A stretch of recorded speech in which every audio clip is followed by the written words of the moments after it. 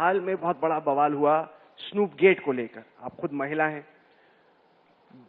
एकाएक अमित शाह गुजरात में CID, anti terrorism squad, intelligence bureau एक महिला के पीछे लग जाते हैं। किस होटल में जाती है, किस फ्लाइट को पकड़ती है, कौन उसके साथ है, रात में कौन रहा कौन नहीं रहा, कि कहां जा रही है, किससे मिल रही है, इस सब पे साहिब और गृह मंत्री महाजय की पूरी नजर रहती है। क्या जरूरत पड़ी सब करने? दो चीजें मैं कहना चाहूंगी। जिन लोगों ने इस टेप को रिलीज किया वो स्वयं कहते हैं कि टेप सही है गलत उनको नहीं पता।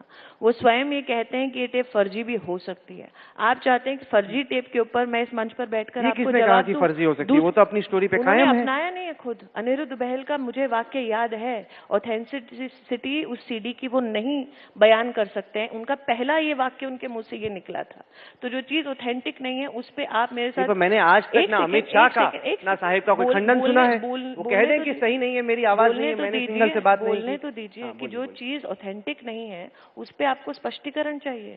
दूसरी बात, जो चीज ऑथेंटिक, एक सेकंड, जो इलीगल माइग्रेंट्स पे आपने उनको सुना है, आप वही सुन लीजिए फिर से। सुन लीजिए। मैं इलीगल माइग्रेंट्स पे उनसे इसलिए तर्क कर सकती हूँ क्योंकि मेरा अपना परिवार धुबड़ी में रहता है, प्रत्यक्ष देखा गया है। कैसे गेट का जवाब तो दीजिए ना। मैं दे रही हूँ जवाब। आपने क्योंकि इलीगल माइग्रेंट्स की बात की ना, मैं उसका भी जवाब दे रही हूँ। एक सेकंड।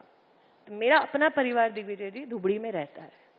मैंने खुद परिवार के मुख से वो चीखें सुनी है जब घरों से निकाला जाता है और घर जलाए जाते हैं। जहां तक स्नूप गेट की बात, जो सीडी ऑथेंटिक नहीं है, जो खुद कोबरा पोस्ट कहती है ऑथेंटिक नहीं है, उस पर मैं बैठ के स्पष्टीकरण दूं।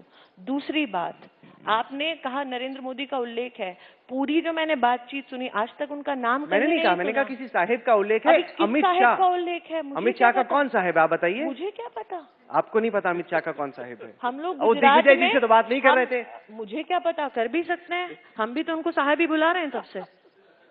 दिग्विजय जी देखिए, आप वैसे कॉन्स्पिरेसी थ्योरी के मामले में आप पर बड़ा, क्या पता आप ही हो अमित शाह के साहिब।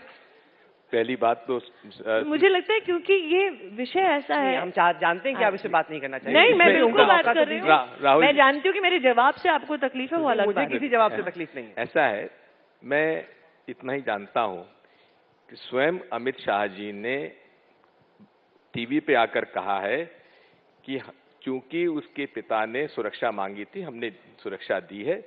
अमित शाह जी ने स्वीकार किया है। वो मिनिस्टर ऑफ स्टेट है। कैबिनेट पोर्टफोलियो इसका नरेंद्र मोदी जी के पास है।